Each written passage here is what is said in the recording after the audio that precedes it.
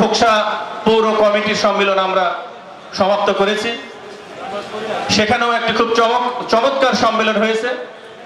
সেখানে আমাদের এই অঞ্চলের বারবার নির্বাচিত সংসদ সদস্য সৈয়দ মেহেদী আহমেদ ভাই উপস্থিত ছিলেন না। আজকে উনি নেই। উনি যদি থাকতো আমার মনে হয় এই সম্মেলন আরো সার্থকতা বেড়ে যেত। যাই হোক, কথা আমি বাড়াবো না। আজকে যে আমরা সবাই একটি ছাতার নিচে আছি, এটা আমাদের অব্যাহত রাখতে হবে।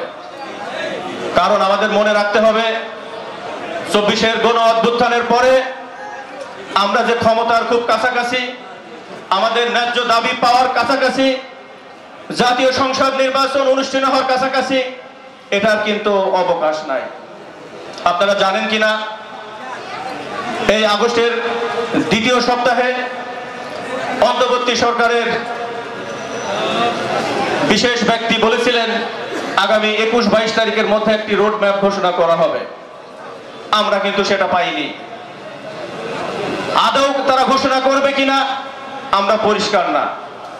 কিন্তু আমরা বাংলাদেশ জাতীয়তাবাদী দল বিএনপি আমরা যারা করি, আমরা যদি এইভাবে এক থাকি, এই দেশের মা মাটি, এই দেশের গণতন্ত্র, এই দেশের সকল অধিকার, মৌলিক অধিকার সব আমরা আদায় করতে সার্থক হব বলে আমি বিশ্বাস করি।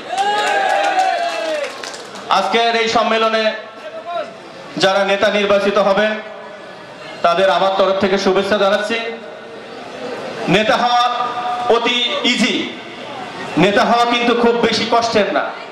কিন্তু নেতা হওয়ার পরে ভালো কাজ করে জনগণের মধ্যে বিশ্বাস অর্জন করা কিন্তু কঠিন। এই জন্য আপনারা যারা নির্বাচিত হবেন, যারা নেতা নির্বাচিত হবেন, যাদের মাধ্যমে হবেন, তাদের যে প্রাপ্য অধিকার, তাদের যে ভালোবাসা, এটা যেন কমতি না হয়, এটা আপনাদেরকে খেয়াল রাখতে হবে। আর